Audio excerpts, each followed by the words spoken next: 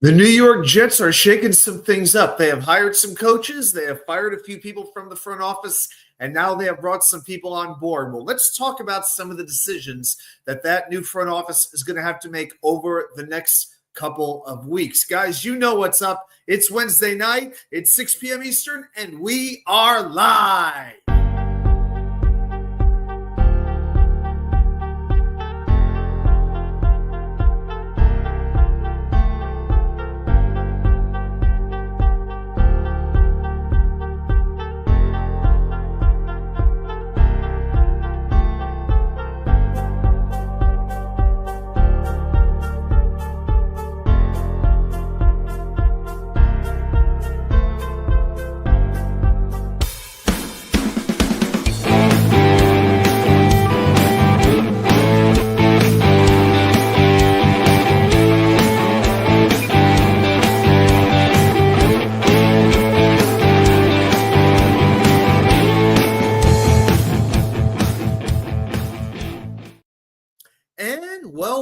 Welcome everybody to New York Sports WickerMedia. I am Walk2K99, your party host, and thank you as always for joining me for the Wednesday night weekly extravaganza. Glad that you are here, and we have flipped the calendar. We are now in the month of February, maybe the most dead month of the entire sports calendar. You pretty much have the Super Bowl and a whole lot of waiting for other things to happen. So we're going to talk a whole lot of New York Jets tonight, talk about some of the moves that have been made recently in the front office and with the coaching staff, and also want to talk a little bit about the 10 positional needs that the Jets have to target. And I'm not just breaking down the positions. We're going to talk about if it's a starting position, if it's a depth position. We're going to get a little bit more granular than just say they need a tight end or they need a wide receiver.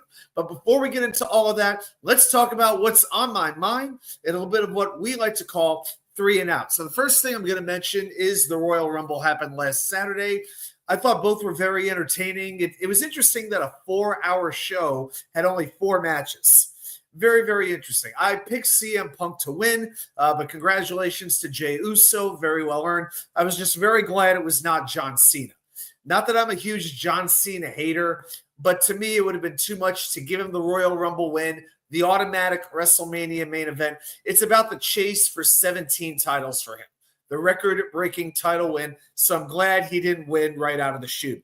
I was very happy to see Joe Hendry show up, say his name, and he appears. I was going full volume, TV and my voice. If you know, you know. The one issue I think I have with the Rumble, how is the New Day not in? I would have loved to have seen a spot where Kofi Kingston, who's known for all these Royal Rumble escapes over the years, gets in the Rumble. It's a pretty well-known storyline that the entire locker room is against Xavier Woods and Kofi Kingston for basically tossing Big E to the curb. I would have liked to have seen 10 or 12 guys just gang up on Kofi Kingston and toss him out.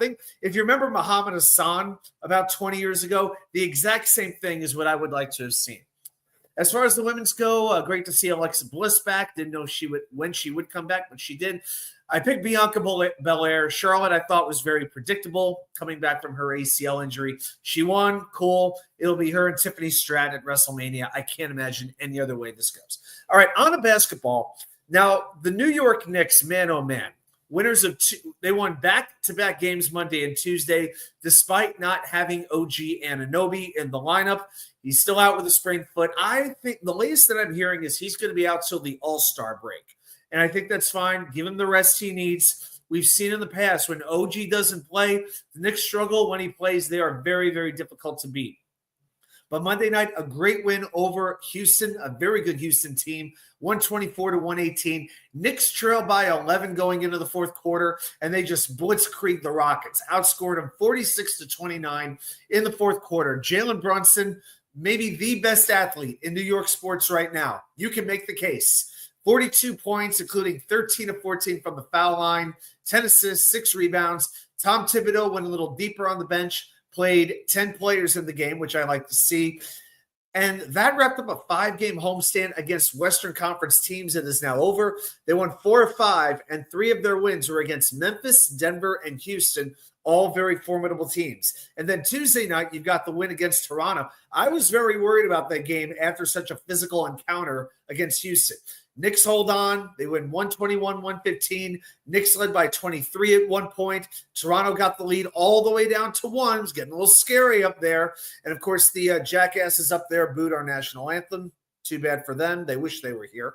And then Jalen ends it with a three-pointer with 27 seconds left, make it a 6-point lead. Karl-Anthony Towns, 27 points, 20 rebounds. Knicks have won 8 out of 10. And now, beginning with Wednesday night, they have 3 days off before the Celtics come to the Garden. That's on Saturday night. That will be a must-watch game. And for number 3, I actually am going to stay in the basketball world. I want to spend a minute on this Luka Doncic trade because this may have been the most surprising trade I have ever seen in 40 years of watching the NBA on different levels. If you're a Mavericks fans are just freaking out about this. I mean, clearly they did not trust him. They did not want to commit $300+ million to him. You know what? What else can you say? They figured, let's sell high while he can. And it's amazing. The guy's 26 years old. He's been a first-team All-NBA selection each of the last 5 years. He averages 28.7 points per game, third in NBA history, only behind 2 guys named Jordan and Chamberlain. I think they're pretty good last I checked. Last year led the NBA, 33.9 points per game. But people, particularly the Mavericks brass, wondered about his work ethic. You know, he didn't work like Kobe Bryant or LeBron James quite so much. So I guess in league circles, their frustrations were well known. But the fact that Dallas did not shop him around, they basically went straight to the Lakers of all teams. And once again, the Lakers get a superstar traded to them. Even Magic Johnson and James Worthy way back when. Yes, they were Lakers draft picks, but the Lakers had to trade to get to that spot. Whether it was getting Wilt Chamberlain, the 2 others I just mentioned, Kobe Bryant, Shaquille O'Neal, that was free agency, but on it goes. They get superstar after superstar. But the NBA trade deadline is Thursday afternoon. Will the Knicks do something? I think it depends on the OG injury. If he's going to be good to go in a couple of weeks, I don't think they're going to make a big move. The biggest question for me is, do you trust Mitchell Robinson to finally come back healthy? He's been cleared for contact, but one weakness we see with this Knicks team is they don't protect the rim. Losing Isaiah Hartenstein has really hurt them. They need a rim protector. They have 4 players that can score 40 points a game, which is very unusual. But when you get to the playoffs against the best teams, it's about grabbing that rebound when you need to grab it. Pat Riley said it himself, no rebounds, no rings. And so the Knicks have to fortify that. I would like to see a spot where Robinson could play the 5 and Karl-Anthony Towns could play the 4 once in a while in the big spots. I would like to see what that would be like. So I hope the Knicks do make a move, especially if Robinson is not going to be healthy. Hey, I want to say hello to everybody in the background. I see, hey, feel free to leave a comment in the chat. Say how you're doing. If you have any questions, any comments for me, feel free to make them known. You are more than welcome to say whatever's on your mind within reason. That's what's up. All right, I'll tell you what we're going to do. Let's switch. I think it's time to switch the mood.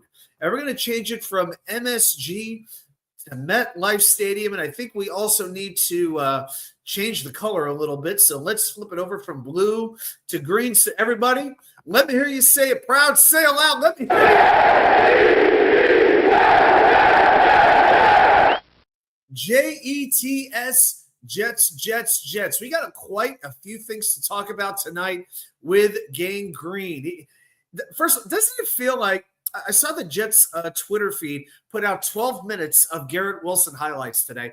First of all, just watching Bill Belichick, what a sourpuss bitch he is. Yes, I said it, and I'm not. Even Garrett Wilson catching a first down, and he's just got that sourpuss look on his face. Oh, my God. And now he's going to be working 30 minutes from where I live. If I happen to run into him, if you have anything you'd like me to say to him, I'll just pass the message on. Oh, my gosh. I'd still ask him to probably take a picture with me, to be honest with you. But, oh, my gosh, I'd flip him off as he was walking away. I got to be honest. It just makes me sick. But it feels like forever since the Jets have played a game. I guess the accurate way to say it is it's been forever since they played a meaningful game, if we're being quite honest about it. All right, well, let's talk about some of the news going on because there is a lot of that. Now, I gotta vent for just one moment. I don't like to get into all these mock drafts, especially this early in the process. To me, I want to see free agency happen. I want to see the combine happen. There's usually a couple of trades that are going to go down in the week or two leading up to the draft. So even though we're 2 or so months out from the draft, I just had to get on this one mock draft because this got on my nerves. Lance Zierlein projects that the New York Jets, now I've seen every name from Will Campbell on the offensive line to Will Johnson at quarterback to Mason Graham at defensive tackle, even Shedeur Sanders at 7 at quarterback, Tyler Warren at tight end. What I hadn't seen was this. This genius has the New York Jets drafting a running back number 7. He's saying the Jets have a stagnant offense, and Breece Hall has not reached 1,000 yards rushing in any of his 3 seasons. Okay, first of all, in his second year, Breece Hall had 994 yards. 994 yards, but Lance Zierlein will say, well, he hadn't hit 1,000 yards, so therefore what he's saying is he's not good enough. And this is a run. If there's one position we do not need to see the Jets add to right now, it's running back.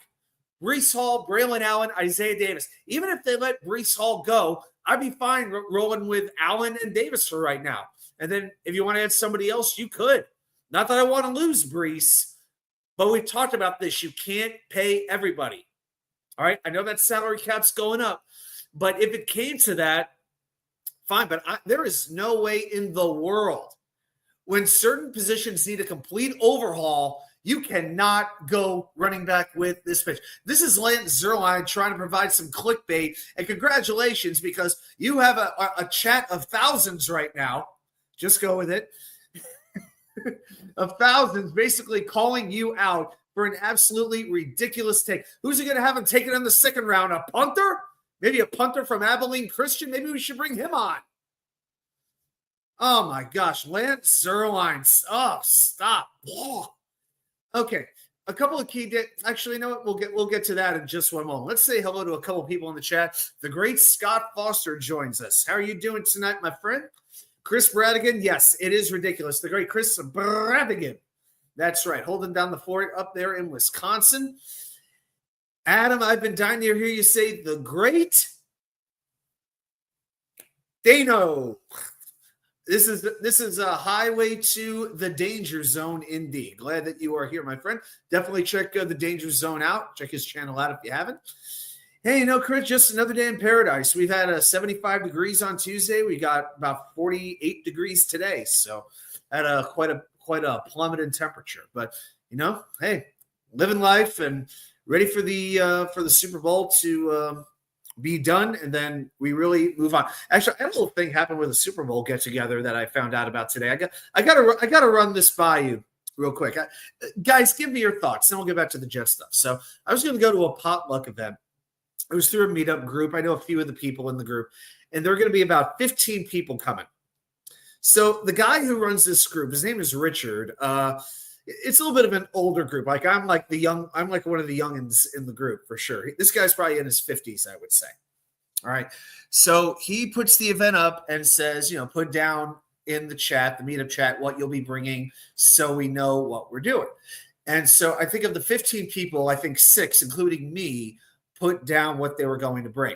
All of a sudden, out of nowhere, I get an email that he has canceled the event because he can't keep waiting for people to post what they're going to be bringing. Now, keep in mind, the game is still 4 days, 96 hours away, okay? And this guy cancels the whole event. To me, that seems a little bit petty on his part, but, let's be honest. With these types of things, whether it's a Facebook event, a meetup event, whatever it is, 20 people will respond, but only 10 are actually going to show up. We know how people can be that way. But I thought it was a little petty for him to cancel the whole event. So, hey, I got 6 pounds of buffalo wings. I guess I got to eat all of them myself on Sunday. Oh, well. Danger zone. I've been firm on my stance. I'm out on Breece. Top 70 pick, 5 pick, he's gone for me. So if we get a top 75 pick, basically in the first 2.5 rounds, you would trade him. But not as running back one, more like a okay. So here's the thing. We know that the salary cap is going to keep going up. This isn't like paying a top wide receiver. Right now, the top paid running backs are, let's see, I know Christian McCaffrey's number one. McCaffrey's getting paid $19 million. Jonathan Taylor, $14 million. Even Saquon Barkley's getting paid $12.6. Okay, that's not a whole heck of a lot. Kamara, $12.25. Josh Jacobs, $12 million. That's your top five. So there's only 5 running backs. After that, you've got Joe Mixon and David Montgomery and Ramondre Stevenson in the 9s. Okay, so there's only 5 running backs in the NFL making $10 million or more per year. If you could sign Breece Hall for $10 million a year, would you do that? For like 4 years, something like that. I got to be honest, I don't think that'd be the worst thing to do. With the increase, the biggest thing is that we have to keep in mind what's going to happen with the dead money for Aaron Rodgers, because that could affect things. And I think one of the biggest reason to move on from Aaron Rodgers, I don't think I get into him this quickly, but I've said before, from a football perspective, I want to keep him. From a financial perspective, I want to move on from him. Because the longer the Jets keep him, the higher that dead cap hit is going to get. And if that starts to inhibit your ability to retain your own talent, then it's a problem. Danger Zone is thinking about 4 years, $32 million a year. That would put him right around the top 10 in running backs in terms of their salary. I mean, I'd be okay with it, considering he's had a knee injury. But I feel like he hasn't really had a chance to show what he could do. And I think now that you have Tanner Engstrand coming in as offensive coordinator, he likes to run and he likes using running backs in receiving roles. And even though that happened a little bit, I think he knows how to diagram it better. And I think Breece Hall is going to be a much more valuable piece this year than he was this past year. Yeah, exactly. Yep. So there you go. Just use him right. Out of perimeters, runs and catches. There we go. Hey, Billy SBC, how you doing? Don't know what you're talking about. Not going to go. I'm not going there. Not going there. Trust me, you don't want that. Yeah, the goal is to retain your own talent. Yep, financially, correct. And if there was a better alternative in free agency, in the trade market, in the draft, I'd be all for letting Aaron Rodgers go. I don't see a better alternative. The best option in free agency is probably, Sam Darnold's not coming back here. And even if he was to, you'd be paying him $30 or so million a year. Justin Fields, you could get cheap, but he is an athlete. He is not a quarterback. There is an enormous, enormous difference. He could run. He can't read a defense very well. Jameis Winston, interesting in the locker room. Has a pretty good upside, but he's very turnover prone. It is a very, very difficult situation for Darren Muji and Aaron Glenn to navigate. No question about it. Well, let's talk about a few of those upcoming dates that we need to pay attention to. So February 18th, so that's 13 days from today. So it's a Tuesday. That's when teams can start to designate and franchise and transition their own players. Now let's see. Now, if you're the Jets, who are you really looking to franchise here? I mean, Jameon Sherwood is somebody that we don't want to lose, but do you want to pay him that franchise tag amount? Now, for 2023, the franchise tag for the linebacker was $20.95 million. Okay. It was absolutely absurd. And last year, it went at the franchise tag, $24 million. With all due respect to Jameon Sherwood, we are not about to pay him $24 million. Not about to happen. So, yeah, I don't expect the Jets to be doing anything with designating a franchise player. Then February 27th through March 2nd, the NFL Combine is going on. The Jets seem to be putting their front office staff together. I would want them to have that done, kind of in advance of that. And it looks like that is going to happen. March 4th is the deadline to designate those franchise and transition players. Then March 10th, 6 days later, it's going to start to get fun. So whatever you're doing that day, March 10th, that's a Monday. It's pretty much always a Monday. That's when you can start negotiating with players from other teams. And March 12th, the signings become official. I'm glad I have that Friday off. I got this feeling as I'll be driving from Raleigh to Virginia Beach that there's going to be some news coming down, and I'll be pulling off to the side of the road to record a video about the Jets' latest signing or trade. So really, March 10th is still a month away, but that is going to be the time when social media goes absolutely crazy. All right. So we want to remember those dates. Now let's talk about the front office. So we had a few changes going on. So with the new leadership, a couple of people have been let go. Greg Nejma has parted ways with the Jets. So he was the co-director of player personnel, was with the Jets for 16 years. Man, I didn't. Can you imagine? He was here so long. He was here twice as long as Brant Boyer. That's pretty impressive, actually. He goes all the way back to 2009. So he came here basically when Rex Ryan came. That's pretty good. So now he's going to be seeking new employment.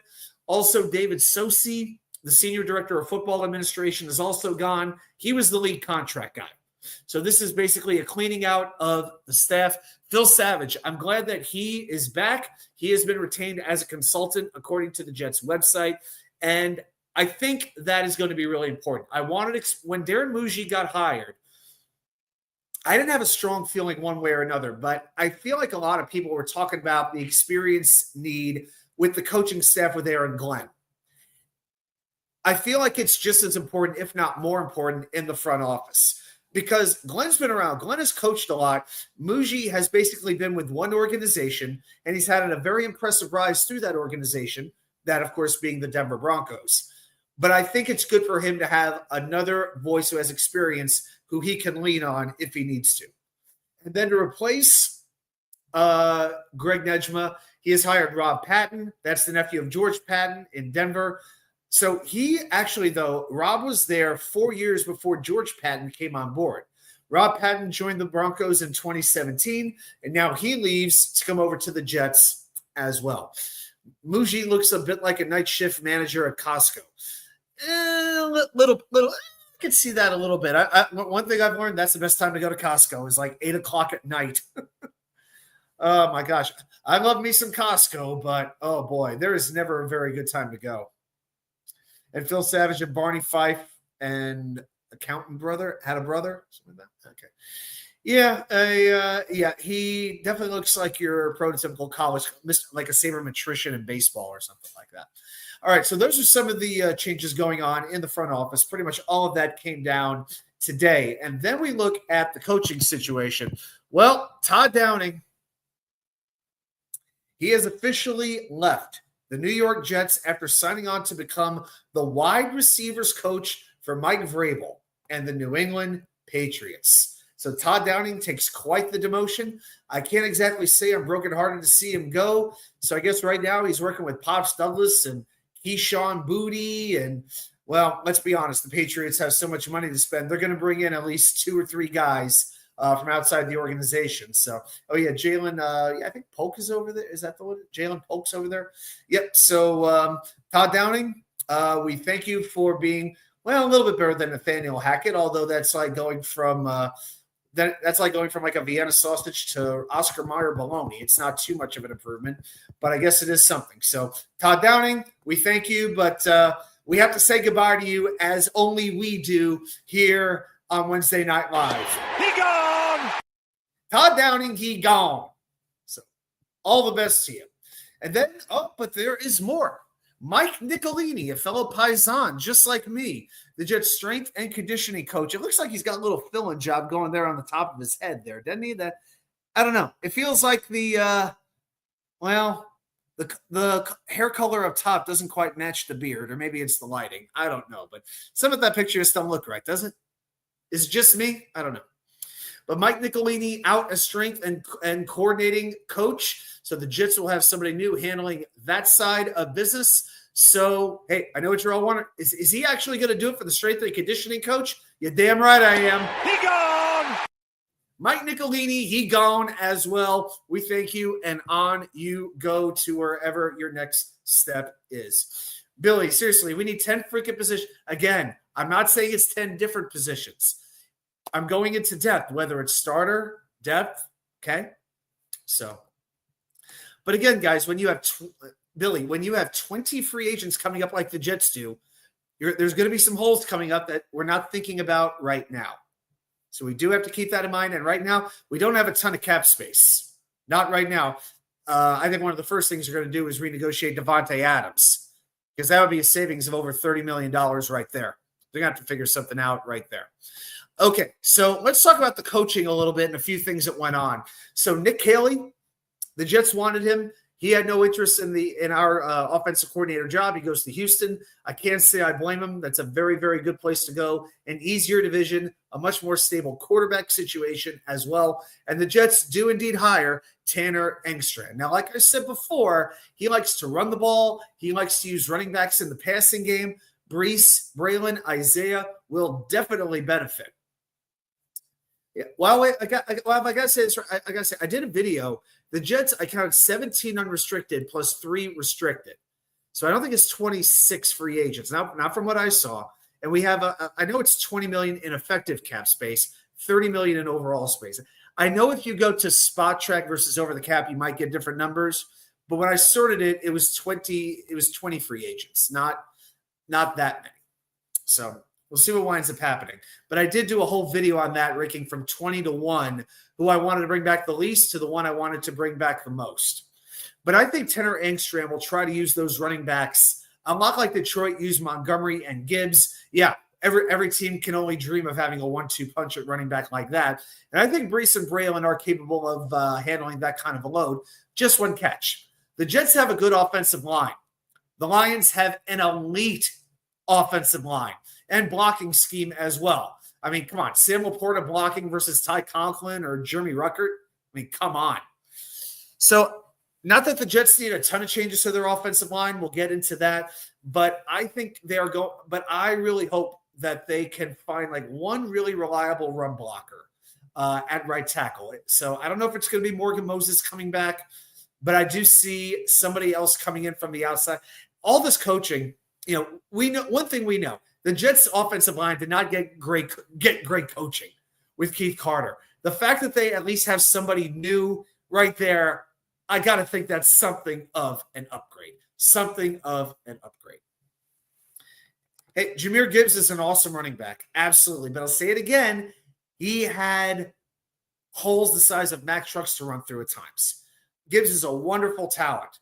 He's shiftier than Brees for sure. But again, when you're running Philadelphia and Detroit, they have the best running games for reasons. They got the 2 best offensive lines in football. So, and you also have to wonder with Tanner Engstrand, why didn't Ben Johnson take him to Chicago? Why didn't Detroit promote him? Why did they go outside the organization to get a new offensive coordinator? Now, I'm not judging the overall offensive coaching staff at this point. We have to see a whole lot happen. We need to see what happens with Aaron Rodgers first before we know what they're working with. Because do I trust a very, very young offensive coaching staff with Aaron Rodgers? I don't know. I don't love it. Now, I know they brought in Scott Turner as the passing game coordinator. That is Norv Turner's kid, by the way, so at least he's got the right last name. And he's actually been coaching for 20 years. So there was talks about bringing him in as offensive coordinator, not happening. He's in as passing game coordinator. So that does matter. Yeah, Scott, the thing I would say with Brees is he could have tunnel vision at times. He's a great athlete. He's capable of hitting the home run, but he could get a little bit of tunnel vision going on. He may not be quite as shifty as a Jahmyr Gibbs is. I think that's really the difference. But I would put them both easily top 10 running backs, maybe even top 5. I think you could say if you want to tell me that they're top 5 running backs, let's say Barkley, Henry, Jacobs is kind of up there too. Top 10 is very fair. Top 10. I can't put Brees in the top 5 right now. But again, he wasn't used the way that he could have been used last year. So let's see. Top 10 with potential to grow. That's where I think right now that's where I would rank Brees Hall. Charles London as the quarterback coach, he definitely had some mixed reactions to that one. So he has NFL stops with the Bears, the Titans, and the Texans. He became a quarterback coach in 2021 when he went to the Atlanta Falcons. So with Atlanta, he worked with Matt Ryan at the back end of his career. I can't imagine that was hard to do. I mean, Matt Ryan, one of the better quarterbacks of our generation, as well as Desmond Ridder. Ooh, that gives me a very icky feeling. I mean, Desmond Ridder, my God. But then he moves on to Tennessee. He gets a promotion to pass game coordinator, works with Ryan Tannehill, works with Will Levis. Then in Seattle last year, he works with Geno Smith, Sam Howell, Jaron Hall. Hey, who knows? And again, is Aaron Rodgers going to listen to Charles? What is Charles London going to tell Aaron Rodgers on how to quarterback? What is that conversation going to look like? Oh, my goodness. So, yeah, if anything, maybe he'll work with Jordan Travis with a potential draft pick. That's really all it is. I don't think it's a very consequential hire. Sean Jefferson is staying. Very happy to see that he is going to be staying for the foreseeable future. Very, very few coaches are, but he's got a good relationship with Garrett Wilson, and the Jets would not let him interview anywhere else. Other teams wanted him, and that was the one coach the Jets said, no, he stays. So that's encouraging. Total home run hitter, yeah, even though he didn't have many. I saw too many occasions where Brees just didn't see a hole that was there for. Yeah, I feel like that happened at times as well. My biggest concern with Brees is drops. He dropped like 6-7 passes last year. That's actually a bigger issue for me. And he did have some fumbling issues, which was not an issue his first 2 seasons. So I'm not so much worried about my biggest concern, holding on to the damn football. If he can't do that, sorry, he's got to get his time reduced. The fact that it was sort of a 1-year anomaly, I'm not going to freak out about it, but the offensive staff, I want them to work with Brees on how to fix that. I hope Brees realizes that was a big problem for him last year because we can't have that again going forward. 28 penny for each, but 20 are rosterable. Oh, okay, so you're talking, okay. Okay, so maybe like the lower level free agents. Okay, fine.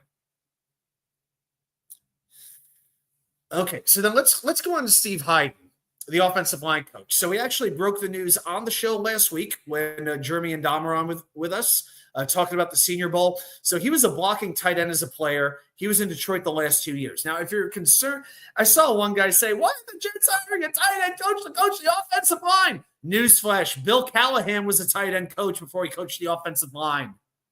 It doesn't matter all that much. Now, they got a cornerbacks coach to coach the offensive line. I'd have some problems. I'd have a few issues with that, okay?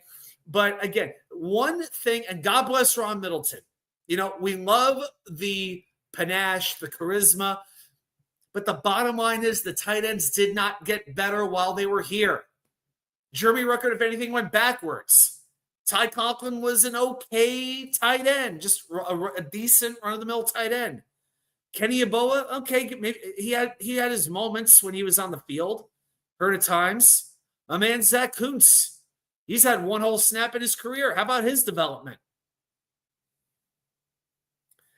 So that had to change. So if Hyden can at least teach these guys how to block a little bit better, yeah, just the tight ends. And honestly, if they completely change the entire tight end room out, I will not be shedding a single tear. I'd rather bring Kenny Yeboah back than any of the other ones, to be honest with you. All due respect to Ty Conklin, we know what Ty Conklin is. He's going to want a decent-sized contract, and I don't think the Jets are going to pay it to him. Jeremy Ruckert, please, save the $1.5 million. Kick him back to Lindenhurst. Let him and Papa Rucker, root for the Islanders for all I care. Enough of him. Enough. Oh, my gosh.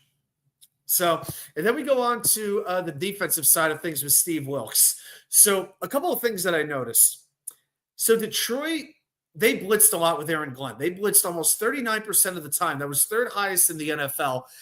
I would say don't be too taken with that because the Lions didn't blitz quite as much until Aiden Hutchinson got hurt. Once Hutchinson went down for the season, they really could not generate a pass rush one-on-one. They blitzed because they had to. I don't think this is going to be a situation like Rex Ryan where it's blitz, blitz, blitz because your talent is limited.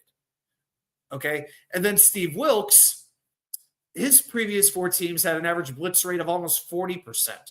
So Steve Wilks, though, he loves to blitz. But my thing is you blitz when you need to.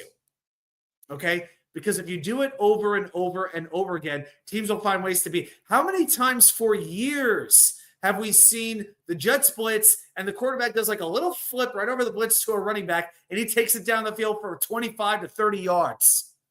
How many times have we watched that happen over the last 10, 15 years? Again and again, especially with Robert Saleh. Under the Robert Saleh defense, he basically acknowledged that they were prone to screen passes. And we saw this team get killed with yards after the catch, which made sense because the Jets have had a very good secondary, but the coverage and the tackling, the coverage is very good with the corners, but then you look at the safeties, their tackling. Jordan Whitehead, anybody? Do I need to bring that name back up? Tony Adams, his missed tackles. These teams figured out how to beat that defense. But if they're going to be blitzing this much, I'll tell you what, Quincy Williams, you know what? He barely ever blitzed. I think you could be seeing a very, very different version of Quincy Williams in the next year or two. That's very, very interesting. They like using nickel. Great news for Michael Carter II. You know, he was hurt pretty much all of last year, played when he could, but he was very, very limited. So if they play a lot of nickel, that's less of a reliance on the linebacker position. So if you're not named Quincy Williams, look out. And we know the situation. Jamian Sherwood, C.J. Mosley, for different reasons, their futures here are very, very questionable. But Wilkes, been coaching since 1997, was DC for Carolina in 2019, ranked second in the league in sacks. Helped coach Luke Kuechly to become the great player he did. 2022, he was with the Bills. Bills had a top 10 rushing D that year. Last year was with the Bears, and he became the play caller once Matt Eberflus was let go. Let's say hello to the great Curly Norman. Man, one of my real nemesis in trivia. Curly is about as good a trivia player as there is, pretty much right there along with Nick. Curly Norman is a whiz, and I will say this, guys. I have I think I got a pretty good trivia question for a little bit later on tonight. I think you're going to like it. I will say this. It is Super Bowl related. So I guess that kind of narrows it down, doesn't it? But yeah, Curly Norman, I'm glad you're here, man. Chris Bradigan, tackling was awful this year, especially in the secondary. It was anemic. It was so frustrating to watch. Yeah, the run game up front was terrible. Like the defensive line, I will say this: the defensive line got pushed around constantly in the run game. I don't even want to run down the names: Solomon Thomas, Javon Kinlaw, Michael Clemens, all these guys getting pushed back. That makes the job that much harder for the secondary when an offensive line is basically running them over and the running back is right behind. So that didn't exactly help matters either. But yeah, the run defense up front, we were concerned it was going to be a problem, and it turned out to be an absolute train wreck. Hey, Sharon, how you doing when you consistently miss that first tackle? That's right. That is very well said. Hired as linebacker coach Aaron Curry. So he started his career in Charlotte. He was a strength and conditioning coach, worked his way up, and he's not very well liked by Seattle because he was the number 3 overall pick, widely considered a bust. But last season, he was with Pittsburgh as their inside linebackers coach, working with Patrick Queen, Peyton Wilson, who had a very good rookie campaign. I was very happy with that hire. And then I want to highlight Chris Harris. We talked about him last week a little bit, but he is in – this is it. So Chris Harris is in as defensive backs coach. So he spent the last 2 years with Tennessee. He interviewed for the Jets defensive coordinator position, and I guess it went well enough that both sides wanted to work together. Well, in the last 2 years working in Tennessee, he was their defensive pass game coordinator and cornerbacks coach. So he was retained through a coaching change when Brian Callahan took over. And then when he went to Washington, they ranked 8th in pass defense. And this year, Tennessee had the number 1 ranked passing defense in the NFL. And you think about the Tennessee Titans depth chart, it's like how many players on that in that secondary? You know, you had Chidobe Awuzie, Darryl Baker, Amani Hooker, Daryl Worley. I thought he used to be a country singer. L'Jarius Sneed was injured for a lot of the year. Roger McCreary is a pretty good slot corner. But the point is this: the Jets have a better secondary talent right now than the Titans do. I'm excited to see what he could do. To be honest with you, I think it actually is a different guy. I think it is. There's actually 2 different Chris Harrises. So I think the one with Denver is actually a different one. But I just didn't change the picture from last week. Yeah. Chris Banjo. Let's talk about the special teams coach. Now, here's the only endorsement you need. Mike Westhoff. Mike Westhoff. So when he spoke to Aaron Glenn, he said, this is a quote, he made the transition from player to coach better than anyone I've ever been associated with.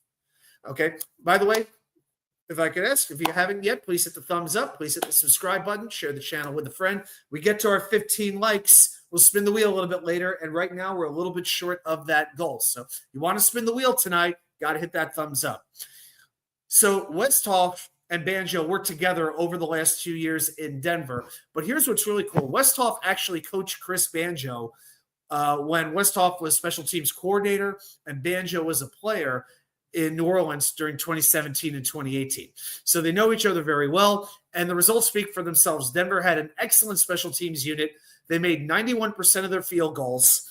They made all of their extra points. Marvin Mims was named a Pro Bowl All-Pro as a punt returner, and only the Vikings allowed fewer yards on kick returns than the Broncos did. It gets even better. The Broncos were one of only 4 NFL teams last year to not allow a single kickoff return of 40 yards or more. I can think of several the Jets gave up off the top of my head. Malik Washington, anybody? Also, Denver was in the top 10 in terms of downing punts inside the 20-yard line. The bottom line is this: that special teams unit was amazing. And I got to tell you, that was one thing I thought Denver would be a bottom 5 team in the NFL. I looked at their talent, and who on Denver really has elite talent? Patrick Surtain. All right, they got a couple of pass rushers. Cooper, Benito, they're coming up. The offensive line took a nice step up with Garrett Bowles, but never in my life did I think Denver would make the playoffs. But their special teams were absolutely amazing. And to me, yes, you need depth, but I think coaching has an awful lot to do with it. An awful lot to do with it. Because you're pretty much using your second and third teamers anyway. And I think a lot of it is about scheme and about preparation and about strategy. And if Banjo is a Westhoff disciple, you know what? I'm excited. So Brant Boyer, God bless you. Good luck in Frisco. I'm good to go with strumming on the old banjo. Nobody gave Bo Nix a chance. Yeah, you know what? Yeah, not many of us did. I mean, he was the 5th quarterback drafted for a reason? No. So he's in a situation where he can succeed. And again, coaching with Sean Payton, it goes to show you what happens.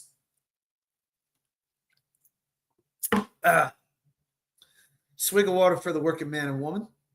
Let's see. Looking to see if there's any news. Now about the only thing going on, they're releasing injury reports for today in the Super Bowl for practice, but nothing really worth talking about. Okay, so let's get out of here for a little bit. And now we're going to get into the top 10 player position needs that the Jets are going to have to address during this offseason. I've got them ranked from 10 to 1. So let me know your thoughts. If you think my list is absolute BS, that's okay. Let me know what you think, or if you think that I got something right.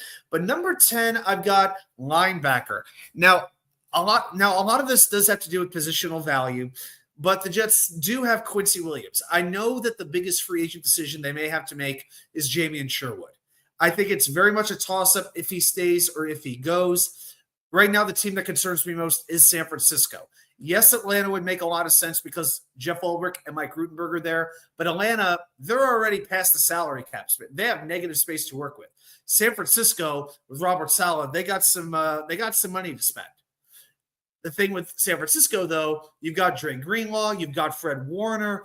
Do they have room to bring in Sherwood? So one team makes sense from a money perspective, and one team makes sense from a position perspective, from a need perspective. So that is going to be a tricky situation. And I don't know what Sherwood's going to be asking for. He made only $1 million this year in his 4th season. What's the value going to look like for him? Chris Bradigan's pretty much given up that Sherwood is not coming back. He may not be. And you know what? It would suck if that happened. If Joe Douglas was still here, I got a good feeling that contract would be worked out by the start of free agency. I really believe that. When you have a brand new coaching staff coming in, is that the first thing they're going to want to do is commit that much money to another linebacker? And again, I love Sherwood, but is he irreplaceable? I don't know about that.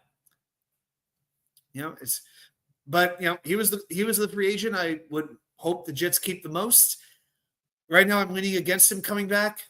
I don't think it's impossible, though. Scott Foster and the 49ers have to play Brock Purdy. Yeah, they most certainly do. They got quite a few decisions to make with that roster. For sure. So I got linebacker at number 10. And even then, you could use a little bit of depth there as well. My expectation right now is that we're not going to see C.J. Mosley play for the Jets again, whether he retires or whether they cut him to save some cap space.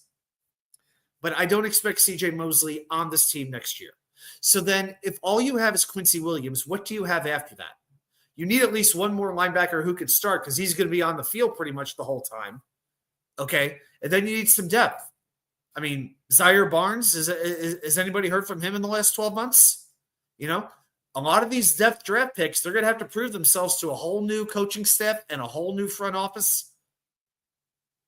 So right now, I think linebacker depth is something the Jets are going to have to look to address. Number 9 is the kicker. And again, a lot of this comes down to positional value. But I expect the Jets to cut Greg Zuerlein, move on. Hey, Nick Folk's a free agent, and he's still kicking pretty accurately. But right now we look, and of course there's plenty of people who may get let go. We don't know what all the cuts are going to be, and I'm sure there's going to be a few that are going to surprise us. But if we look right now at some of the kickers who are available, there aren't a ton of them. But you've got Nick Folk, Matt Prater, Eddie Pinheiro, Michael Badgley, Joey Sly, Brandon McManus, Brandon McManus is who they should have signed from the beginning. Zane Gonzalez, Austin Seibert. Hey, maybe the Jets actually bring back Austin Seibert. Maybe they rectify that wrong. Curly Norman, Broncos have Sean Payne to develop Knicks. Who's that guy for the Jets? We don't know right now, but right now we don't know if they're going to have a rookie quarterback. It's hard to say. Hey, it's the Tower of London himself. That's what we're looking at. Charles London, Scott Turner, Tanner Engstrand. But you know what? Again, let's see what they wind up doing because right now I don't think any of us think they're using a premium draft pick on a quarterback. Second round, maybe. First round, fat chance. So, yeah. As long as Aaron Rodgers is here, I'm not exactly freaked out about who the quarterback coach is. So the Jets have a big decision to make at kicker regarding Greg Zuerlein. Number 8, wide receiver depth. Okay. So the full expectation is that Alan Lazard is going to be gone. All right. You would save $11 million cutting him post June 1st. And the dead cap hit is $2.184 million. Lazard will be gone. You still have Malachi Corley. Xavier Gibson, you could cut him and save $1 million. And with all due respect to him, he has, I think, 3 touchdowns in his career, one of which was a kickoff return. And that'll always be a cool moment. But ever since then, let's be honest, Xavier Gibson has not done a whole lot. So you have Garrett Wilson. You have Malachi Corley. What else do you really have? The Jets need to pick up some bodies at wide receiver. Whether that's the draft, whether that's free agency. So it's kind of a sneaky hole. And I'm not worried about Garrett Wilson going anywhere. I don't think he's getting traded by any means. Certainly not this offseason, not when you have 2 years of control on him. It would make no sense to trade him because then you have to replace him. What are the odds? You could get a first-round pick for him, but what are the odds he's going to be as good? And I still believe Corley could be a useful wide receiver with some good coaching. I really do. I'll give any rookie 1 year to figure it out when you're making that adjustment, especially when you're coming from Western Kentucky and you're going to New York City. But I still believe in the man's talent. We'll have to see what he is going forward. But by no means am I giving up on him. Not yet. I can be stubborn with certain people. I admit it. There's certain people I've been slow to give up on, and Corley is going to be one I'm going to hang on to. Number 7, starting safety, and let's be honest, we need 2. We need 2 of these guys, okay? Tony Adams, restricted free agent. Is he coming back? And even if he is, how much do you love him? Not very much. Chuck Clark, free agent. Jalen Mills, free agent. I think there's one more. Ashton Davis, free agent as well. That safety room needs a complete overhaul. It is going to change completely. I would like to bring Jalen Mills back. I've made it clear I really like the way he played for the Jets when he came over from New England. From every indication I've seen on social media, he wants to be back as well. I see him interact with Jet fans. I like that he does that. But that's one position the Jets are definitely going to have to address is safety. And, some people got on the front office because they didn't address safety so much. I'm like, if there's a position you're not going to address as much, it's going to be safety. When you have a good defensive line and you have good cornerbacks, you can't invest a ton of money everywhere. But looking at some of the players who are available, there's some good ones. Javon Holland from Miami sticks out right away. I've always been a big fan of his. Jeremy Chin in Washington, Xavier Woods in Carolina. Justin Simmons, he's 31 now. He's in Atlanta. Justin Reed will be the one people are going after. He's from Kansas City. And he's definitely the highest paid safety, making $10.5 million this year. The next highest paid is Simmons at $7.5 million. So even to Sean Gibson, even he would be worth considering. So I definitely expect the Jets to make some kind of a splash in going for safety. Yeah, Sharon McClain. Mills is good. The rest not so much. Again, if Ashton Davis is willing to be a special teams player and be the fourth safety, wants to come back for $2 million, great. Let's be honest. Ashton Davis can at least make a play. He can at least catch the ball. We know that.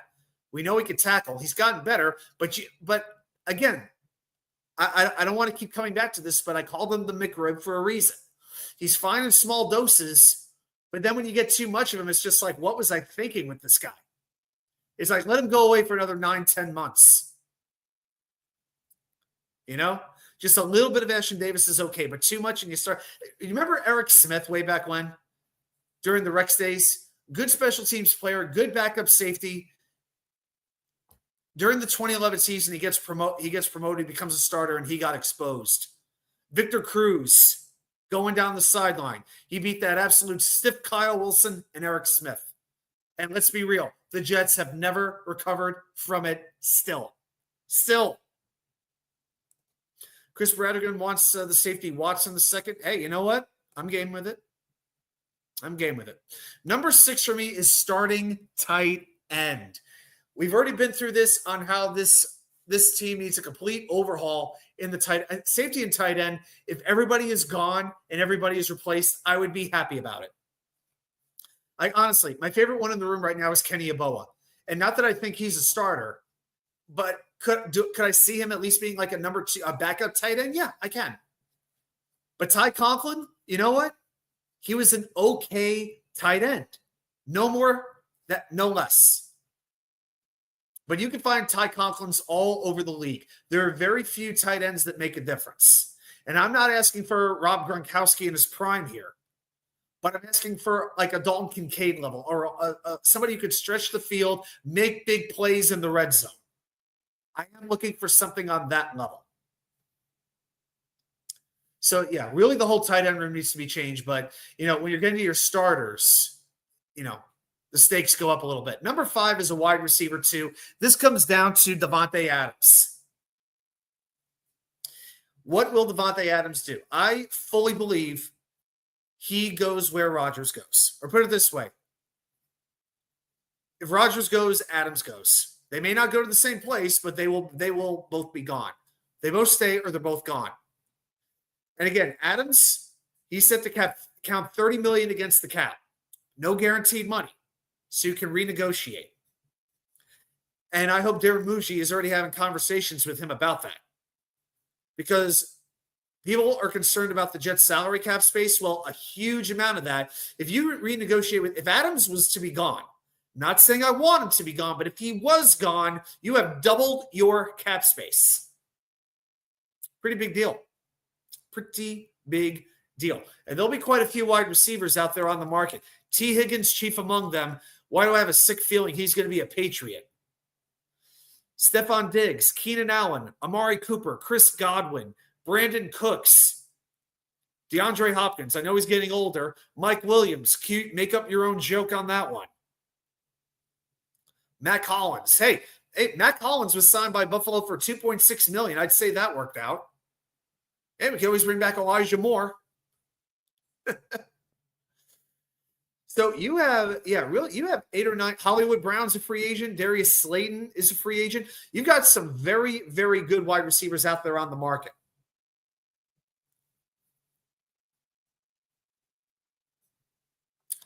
So that's going to be a big decision. And then if they let Adams go, hey, maybe they target Tet McMillan, the wide receiver from Arizona with the number 7 draft pick. I wouldn't mind that. That's what they wind up doing. All right, let's go to number 4. Cornerback number 2. Jets got big questions here. You got Sauce. You got Michael Carter II. Qantas Stiggers, unproven, has talent, but he's learning. DJ Reed, free agent. Right now, according to ESPN, the number 4 ranked free agent overall, regardless of position. A lot of teams are going to want him. I think it's about 98, 99% that DJ Reed goes. We thank him for that. All good. Move on. All good. Brandon Eccles.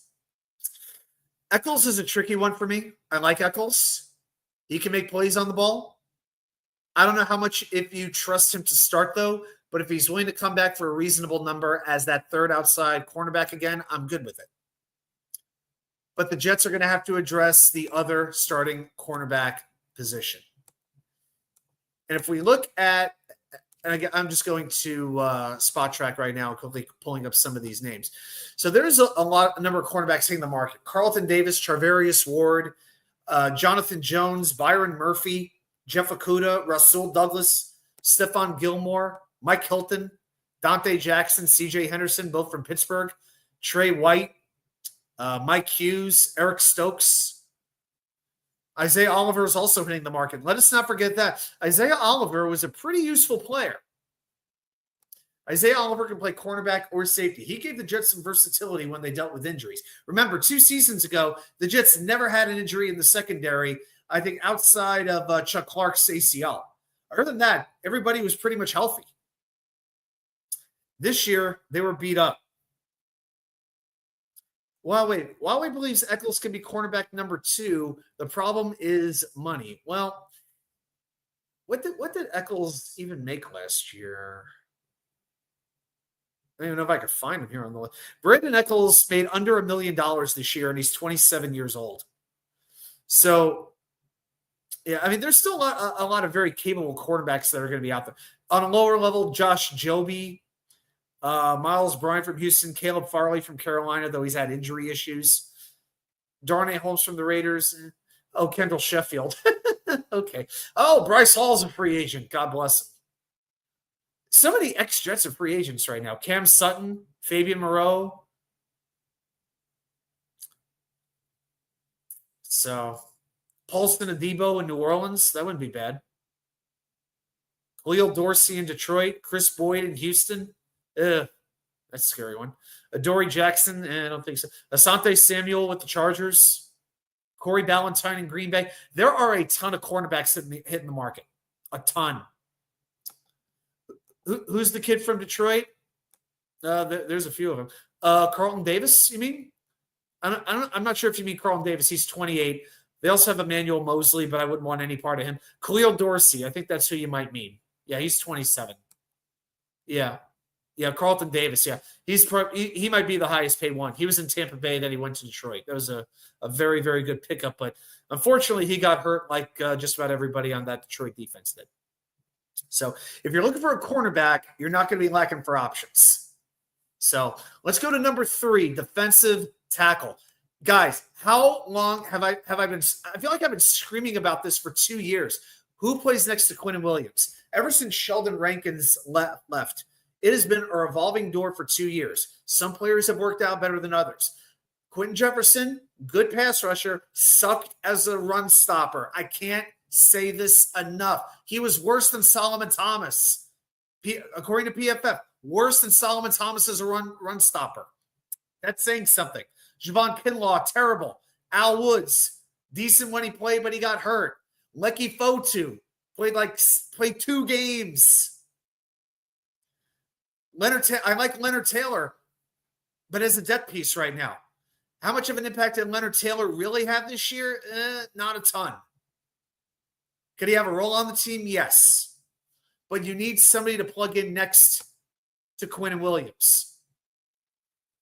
Now, looking at some of the players who are going to be available. DeMarcus Lawrence, he's going to, actually that's defensive line. I'm going to focus on defensive tackle here. First one I saw was DeMarcus Lawrence. I'm like, I don't think so. B.J. Hill, D.J. Jones from Denver. When he became a free agent years ago, I wanted the Jets to grab him terribly. When Saleh came in, he became a free agent. D.J. Jones did out of San Francisco, and Denver got him, and it was a great pickup for them. D.J. Jones would be great. Sebastian Joseph in Tennessee. Here's actually a crazy number. If you look at defensive tackles, Javon Kinlaw, of all the free agents, Javon Kinlaw is the fourth highest paid. B.J. Hill, $10 million. D.J. Jones, $10 million. Sebastian Joseph, $4 million. Javon Kinlaw, $3.8 million. How sad is that? After that, you've got like Austin Johnson in Buffalo, Greg Gaines in Tampa Bay, Linval Joseph in Dallas, Jonathan Hankins, he's 32 though. Khalil Davis, Milton Williams in Philadelphia, that'd be pretty good. Milton Williams is only 25, made $1.2 million this year. That'd be pretty good. Mike Pennell is still in the league. Wow. Been in the league 10 years, 34 years old, still going. I swear, Tyre Tart's a free agent every year. His whole career has been one-year contracts. So, all right, so I will say this. Defensive tackle is not very promising in free agency, so I hope the Jets use an early pick to do that. Curly Norman's got to head out. Okay, you have a good night, buddy. Appreciate you coming by. Hey, come back later and check out the trivia question, even if you have to do it a little bit later. Mason Graham in the first. Hey, a lot of people wouldn't like it, but again, defensive tackle is very deep in this draft. You can get a very good one in the later rounds. But if that's the player that they like, great. I'm good with it. But yeah, Milton Williams could be really, really intriguing, and DJ Jones. I like those two a lot. If the Jets got one of those two, I'd be a very happy Y2K. All right, two more. Number 2, starting right tackle. Do the Jets bring back Morgan Moses? It's a big question. We love his leadership in a locker room that sorely, sorely needed it. I would think he's a great mentor for Olu Fashanu. I'd like to bring him back for a year. Maybe bring somebody else in or draft somebody and have them learn. But past Morgan Moses, who do you have available at right tackle? I mean, you've got Trenton Brown from Cincy, Kendall Lamb in Miami, David Quessenberry in Minnesota, a bunch of other guys that I really don't even know. Not a lot of right tackles here. I mean, Charlie Heck, Chris Hubbard, LaRaven Clark, Storm Norton. Are these names even – these? Storm Norton's like a made-up character in Madden. Oh, my God. So Jets have to make the decision on that. And obviously, number 1 is quarterback. We have to have our answer quarterback. And I think it's going to come quite quickly if Aaron Rodgers is coming back or not. And then if you do go there, and we talked about this, pretty much everybody's talking about it, the free agent options stink.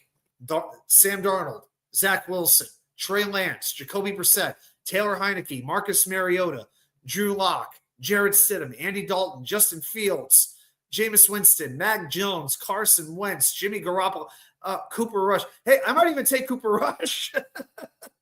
I mean, some of these names are horrifying.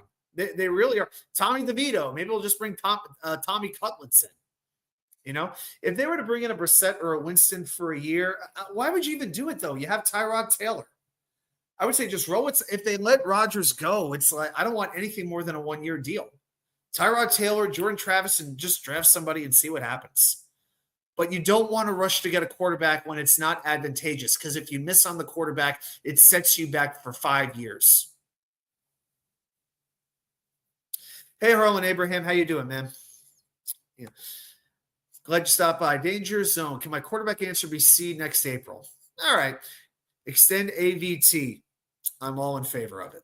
He just got better and better and better. There are no more questions about AVT. Durability, if anything, but in terms of his ability to play football, there are no more questions to be asked. Quick like check. We are 2 likes short on our goal. So we need 2 more likes and we'll spin the wheel in a little bit. All right, so those are my top 10 position needs for the Jets going into the offseason. Some of them might get addressed quickly. Some of them may not get addressed at all. Maybe free agency, maybe a trade, maybe the draft. But there are some holes to fill. But again, you have a good foundation to work with. So big decisions coming up. And now that the Jets are starting to get that front office coming together, it's time to have some serious, honest talks about who stays and who goes. Oh, made it back from the hospital. You got your drugs tonight? Yeah. He makes his frequent runs. Okay, guys. So here's what we're gonna do. It is 7:05 right now, Eastern Standard Time, and it is that special time of year when the football season is over, but there's still another entertainment show still to come where they mix in a football game a little bit too. I don't know if I could say it on my channel because of all the copyright BS. But it is now. So the Super Bowl is coming up on Sunday, and because of that, I figured let's do an old-fashioned New York Jets Super Bowl trivia question tonight. So if you are ready, let's play Jets trivia.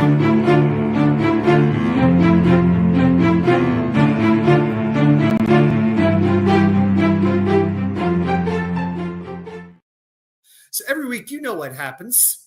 I head into the labyrinth of Jets knowledge. I bust open the books. I pull up the websites. I dust off the Encyclopedia Britannica, and I watch you, K99, challenge you, the most loyal fans of the most loyal freaking fan base in the National Football League. Just how much do you know the New York Jets? So, tonight's Super Bowl question. Now, this is not going to be a one-answer question. You guys have been getting a lot of questions right, so I kind of felt the need to up the ante a little bit. All right, so I'm going to head over to my phone. I'm going to pull up the timer over here. All right, so let's pull up the other slide. All right, so your question tonight goes like this. Name the 8 Hall of Fame players or coaches who participated in Super Bowl III.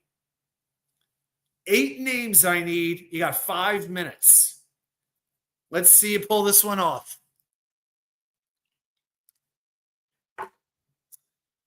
And I'll give you a hint when there's 2 minutes left if we're not getting very close. So 8 players or coaches who were in Super Bowl III made it. Okay, Danger Zone goes with Johnny Unitas. Is that correct? Of course it is. Yep, the great Johnny U.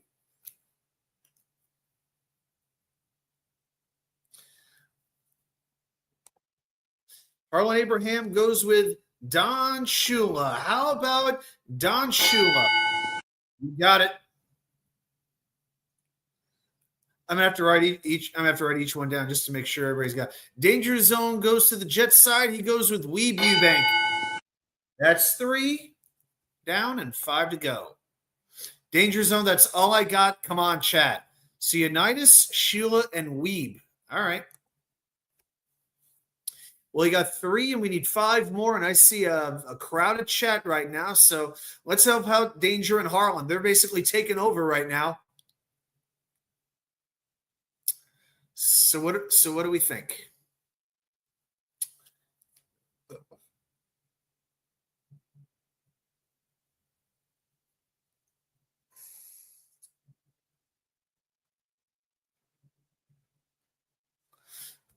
All right. Harlan goes with Joe Namath. Is it Joe Namath? Here is Broadway Joe. Sharon McLean, I see Harlan as well, went with Don Maynard. How about Don Maynard? Absolutely. I'll say it again. When he retired, leading receiver in NFL history, most yards when he retired. That's saying something. Harlan Abraham tries Matt Snell. How about Matt Snell? Not him.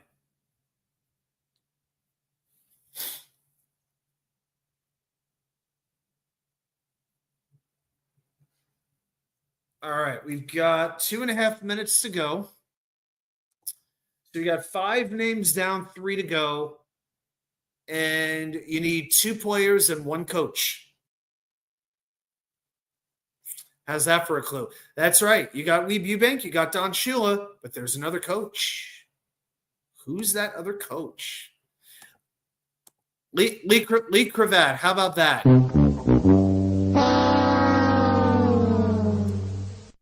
Not so much. Danger Zone says there's got to be another cult.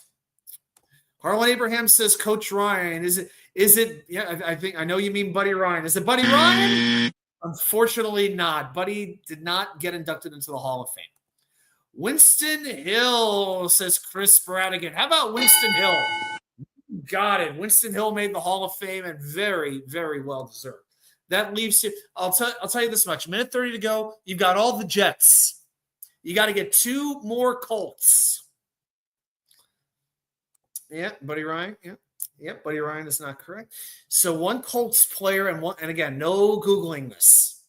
But I will say this, you know the names. You will know these 2 names. They're legends, absolute legends.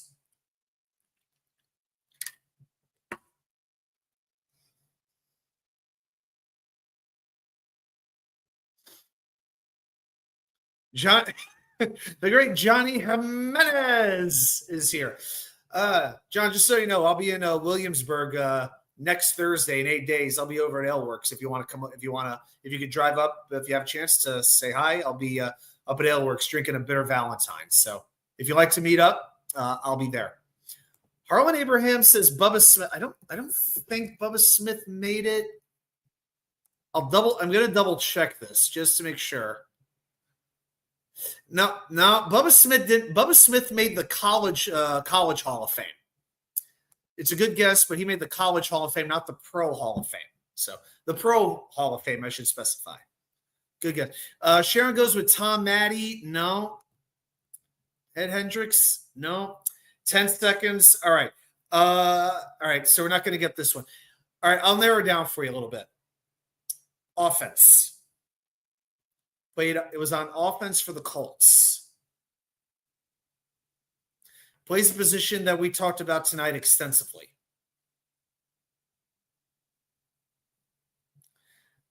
See if you get the player. The coach, I'm just going to give you after one, but I think you all can get the player. Rudy May. I don't even know Rudy May.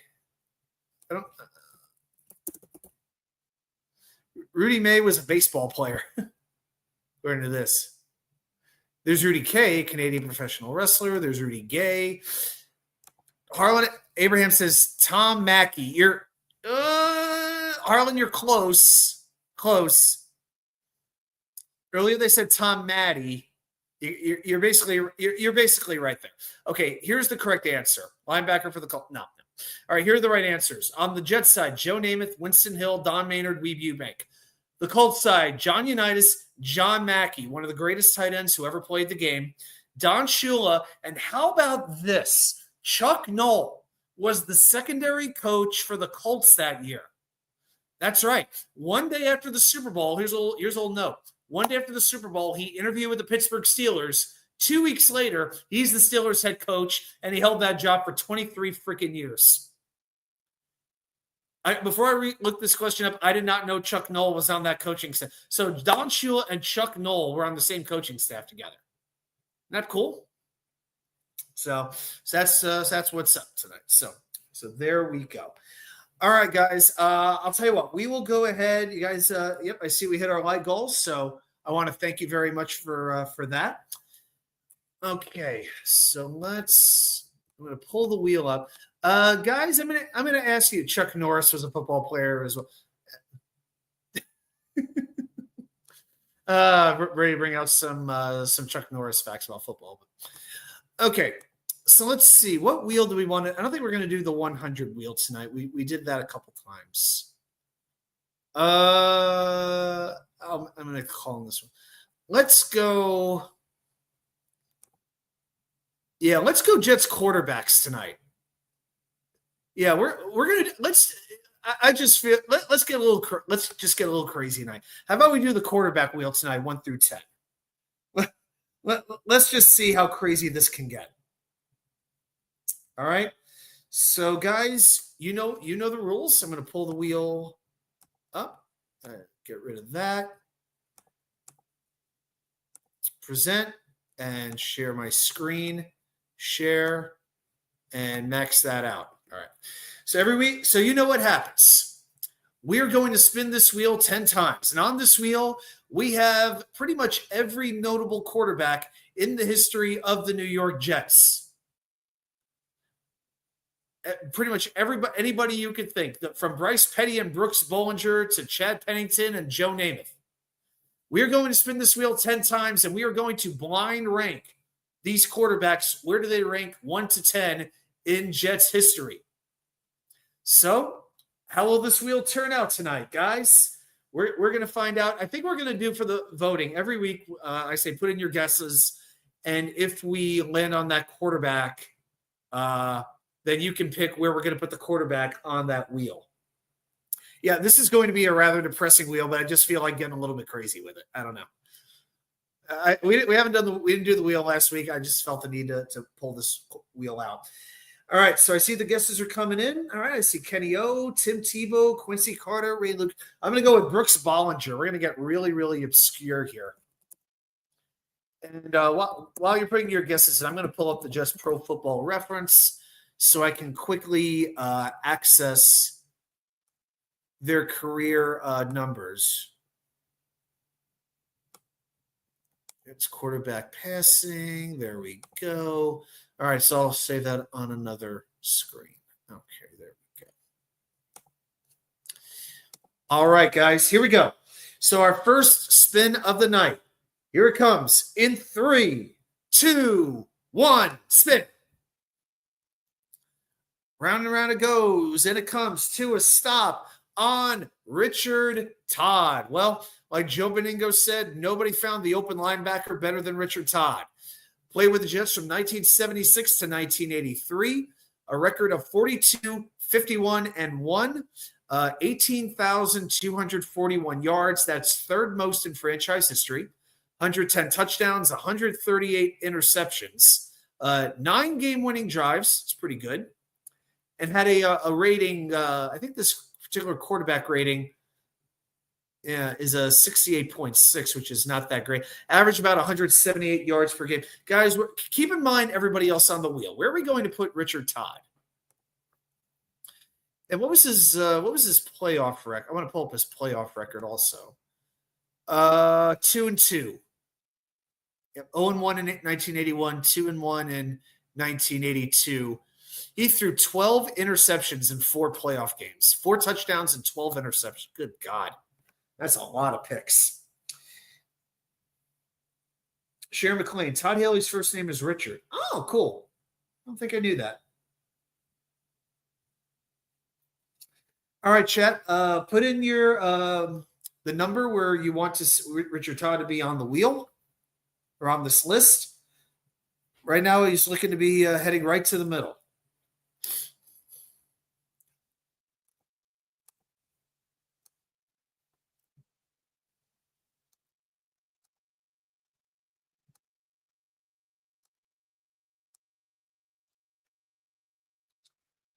All right, I see Sharon's going with a 5. All right, I'll give everybody about 15 seconds or so. Okay.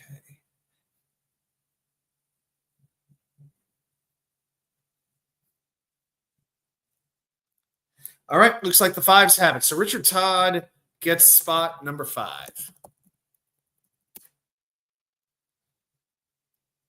All right, let's go to spin number 2. Danger Zone. It looks like a litter box. I know. It feels like a CFL, the best of a CFL, doesn't it? I know. Usually we would do 1 through 5, but I'm just like, let's just see where this goes. Why not? Okay, let's go to spin number 2. If anybody would like to change your pick, go ahead. Otherwise, I think I'm just going to make it easy. I'll just assume you're keeping the same player. So Chris has O'Brien. David has Tebow. Harlan's got Quincy. Sharon's got Ray Lucas. Danger Zone's got Danger pretty much always goes Mark Sanchez. Yeah. Sharon's going Bubby Brister. Oh, precious Jesus. I'm going to go with Boomer Esiason. Why not? Who once called me an a-hole on Twitter. That was nice of him. Just because I disagreed with an article that he forwarded. So, yeah, that's Boomer for you.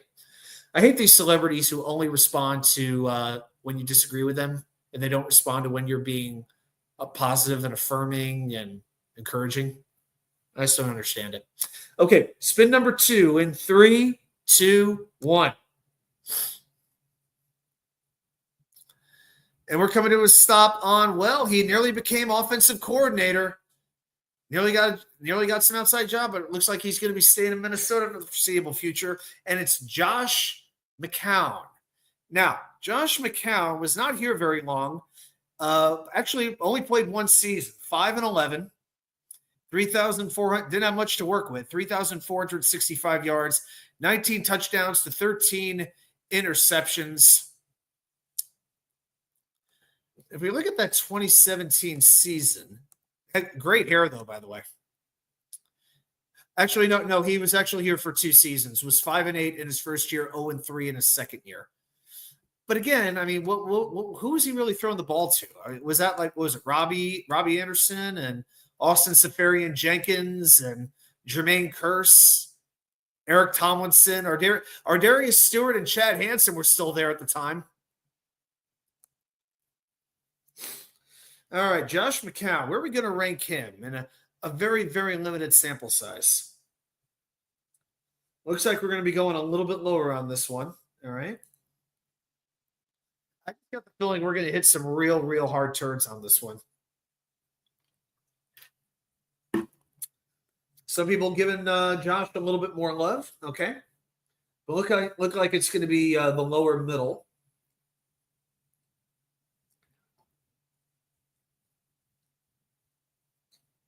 All right, looks like we're right around a 6 to a 7 here. All right. Let's see, I may have to make the executive call on this one. I'm looking at some of these names, and I just think we're going to get some names that are worse. I'm leaning towards the 6 right now. I got to tell you. All right, I'm going to go, yep, well, 6 got the most votes, so we're going to go Josh McCown, number 6. There we go.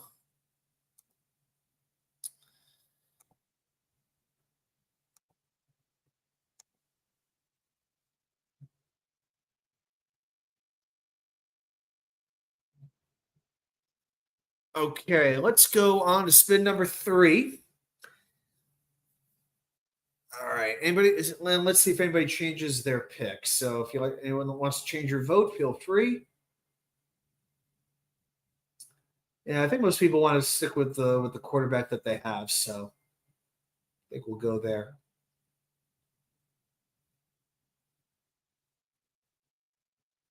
Yeah, I just keep switching. All right. Let's see. I think we may as well go Sam Darnold. I'm a big Sam. All right. All right. Here comes the next spin. Spin number 3, 2, 1. And it's Mike effing White. All right. Well, Mike White, he is 25th in Jets history, has only a 2-5 record. Let's see here. Let's pull some specific numbers on Mike effing White. Can't deny his toughness. Played through broken ribs. As a Jet, went 2-5, 8 touchdowns to 12 interceptions. 1 game-winning drive.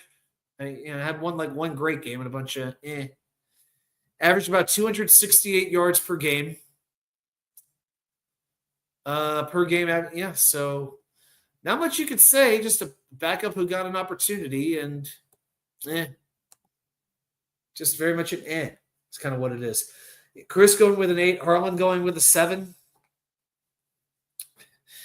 I'm getting worried that we're going to struggle to land on 4 quarterbacks better than Richard Todd. I got to be honest. All right, right now it looks like the 7s. It looks like we're filling up that middle of the wheel pretty quickly here.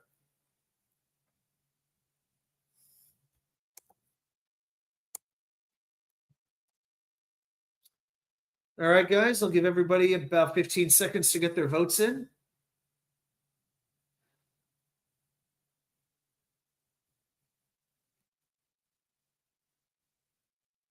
Oh, Aaron Rodgers spoke today? What happened? What happened? Oh, Aaron Rodgers is at the Phoenix Open right now. Okay.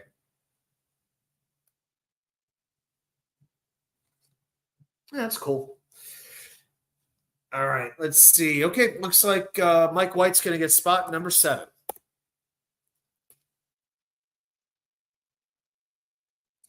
Okay, let's go to spin number 4. All right now, nobody that has been selected in the chat have we landed on. So, all right, so far we got spots 5, 6, and 7 taken. Let's go to spin number 4. In 3, 2, 1. Marlon wants Kellen Clemens. I got you. And we land on Brooks Bollinger. Oh, boy. Well, yeah, we're looking for somebody to be less productive than Mike White, and we found him. Mike White's 25th in career passing yardage. Brooks Bollinger is 29th. Bollinger played 9 games with the Jets, went 2-7, 7 touchdowns to 6 interceptions. So this is the first quarterback we've had with more touchdowns than picks. If that's worth anything to anybody, I don't know. But again, only 2-7, completed 56% of his passes, averaged 134 yards per game, was sacked on 10% of his dropbacks. That's terrible. Oh, boy. Danger going with a 9. Chris is going with a 10. I can't go to a 10 with him. We still have Christian Hackenberg. We still have Bubby Brister. We still have Luke Falk. We still have Zach Wilson. We still have Tim Boyle, for God's sakes. I mean, I think I took out Trevor Siemian because I just got too depressed. Holy hell. All right, looks like people are leaning towards a 9 for Bollinger. Okay. All right. Brooks was here. Brooks was in spot number 9. And so was Red.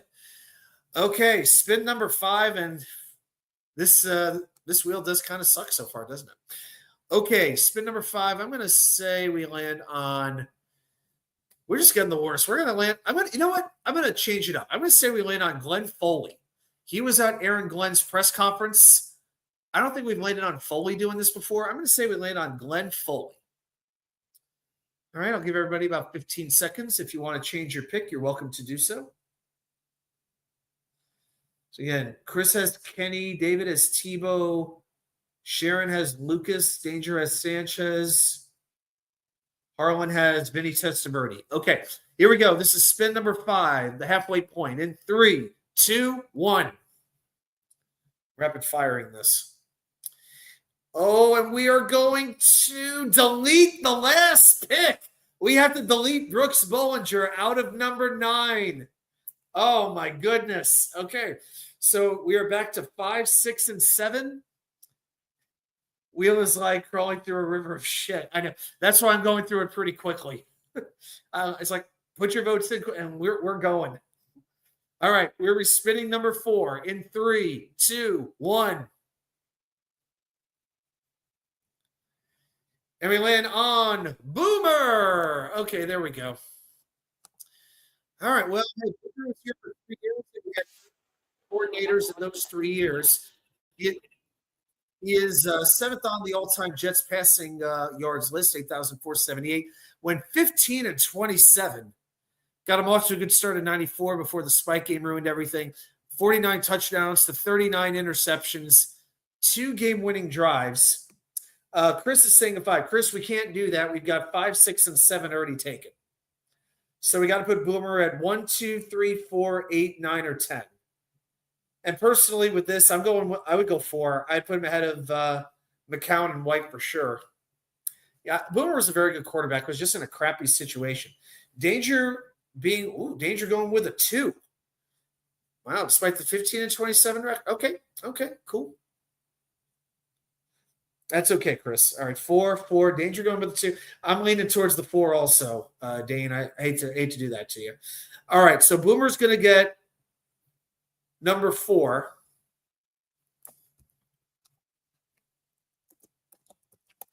All right, so just to recap, we got Boomer Esiason at 4, Richard Todd at 5, Josh McCown at 6, Mike White at 7. So we got 6 spots to fill. Let's spin again in 3, 2, 1. I'm just gonna roll through it. And we land on Bryce Petty. Well, okay. Bryce Petty. All right. Where does he stand all the time? Bryce Petty actually had fewer passing yards, oh dear God, than Brooks Bollinger. You know, it's actually pretty surprising. Bryce Petty only started 7 games with the Jets. It seems like more, as my paper falls on the floor. He went 1-6, 4 touchdowns, 10 interceptions, sacked 21 times. Man alive. Oh my gosh, that is completed 53% of his passes. Yeah, the only question I have is, do you want him in spot 8, 9, or 10? So I would think 9. I'm just convinced we're going to get a complete dud at some point. Chris and Harlan are going with the 10s. All right. Oh, Aaron Rodgers briefly addresses his future. I've talked with the Jets. We'll figure things out when we figure them out. That's the quote. So I wouldn't exactly call it breaking news. So, but we already knew there had been communication. So, Danger, I'm saving 10 for a first rounder. Okay. Yeah, I got to go with the 9. I'm going to break the tie on this one, guys. I'm going to put Petty at 9. I just know we're going to get Boyle or Hackenberg or Zach. I'm feeling it. Okay. So the remaining numbers to fill are 1, 2, 3, 8, and 10. All right, we got to get some good number. We got to get somebody good. I'm gonna say we get Aaron Rodgers right now. The quote just came out, so we're gonna land on A-Rod himself. Here we go. Let's spin for spot number 6 in 3, 2, 1. And it looks like it's Mike White again. Yep. All right, so we're gonna respin. 3, 2, 1. And we land on, oh dear God. And this is why you save spot number 10, everybody. Tony Alexio, where are you?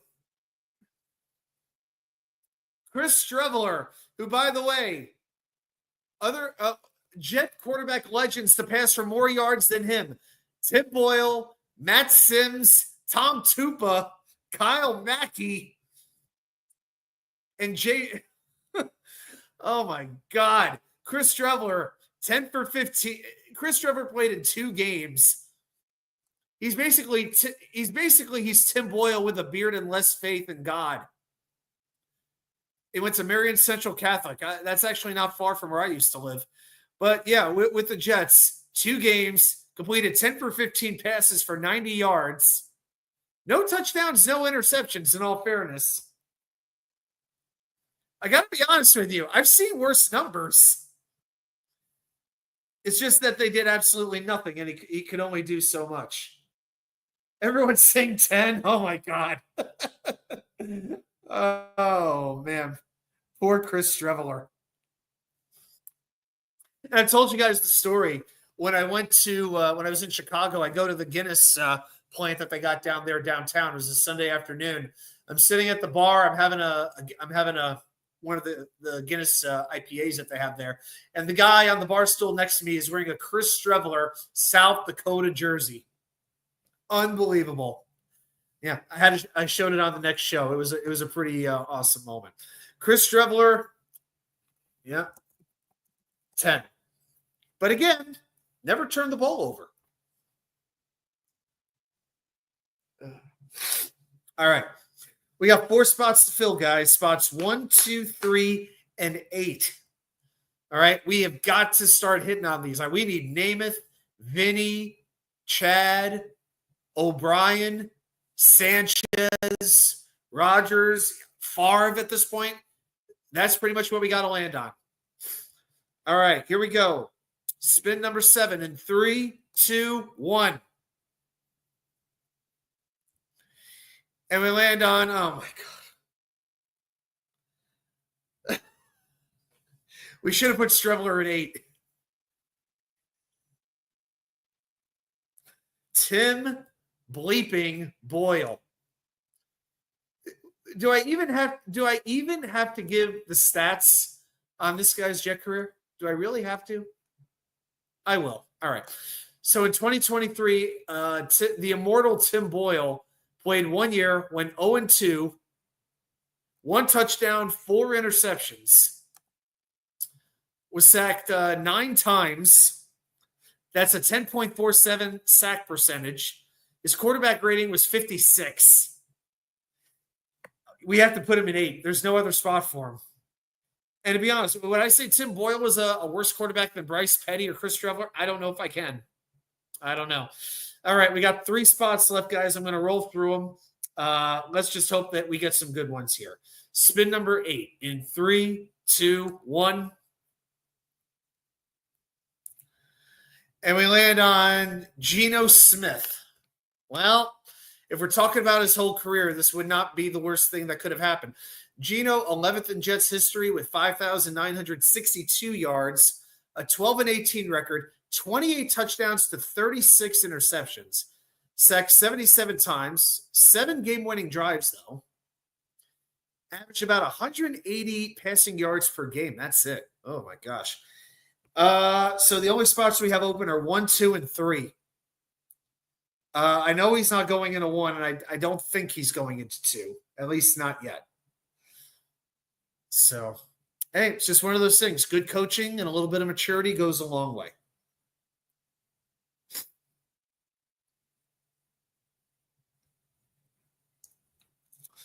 All right. Yep, looks like the 3s are going to win out on that one. There we go. All right, then we got 1 and 2. Usually we're in a situation where we have to fill in the number 1 spot at the end. It's rare we have to fill in spots 1 and 2 with the last 2 spots. But, man, this is one sucky wheel. Spin number 9 in 3, 2, 1. Give us somebody good. Here we go. Sam Darnold. Well, Sam Darnold is 8th in Jets passing history, 8,097 yards. That despite his 13-25, just a sterling record there. 45 touchdowns, 39 interceptions, sacked 98 times. Had one nice pass to Robbie Anderson in that Cowboy game, though, and, the mono obviously did not help manners. Yep, Sam, I think, is going to have to go in spot number 2. I almost don't even want to read this back. That's how bad this is.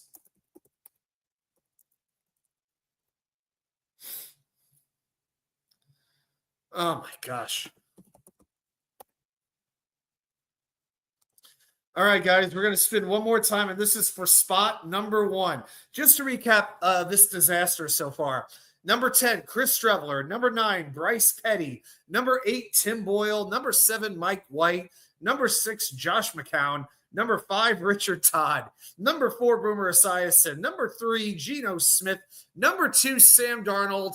And let's, just to send us out with a bang, I feel like I need to do. Let's just add a little something to it. Let's spin the final wheel of the night in 3, 2, 1.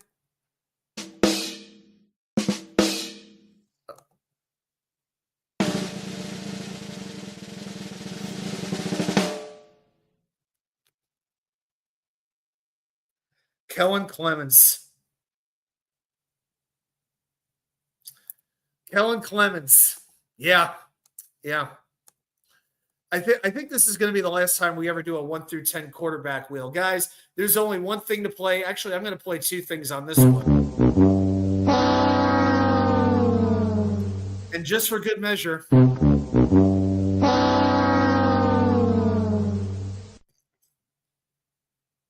It doesn't get worse than that. We didn't miss much except Christian Hackenberg and Browning Nagel. Wow. Just real quick, Dangers asked, before you go, Adam, can you tell us any Super Bowl props you like? I haven't looked at anything yet. I'm going to do my Super Bowl preview video. I'll probably release that Friday night. That is the plan. I'll include some props there. I usually will break down the matchup and give you a score, but I'll look for some props that can make it a little bit more fun.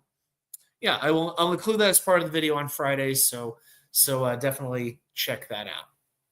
All right, guys. Well, thanks very much for hanging out with me. This was a fun night and a depressing wheel. So I guess I'm going to go watch a little hockey. But everybody have a great rest of your week. Enjoy the Super Bowl, even if the matchup isn't the most exciting. And I'll see you right back here with more content from you know where. The Wicker Chair. Good night, everybody.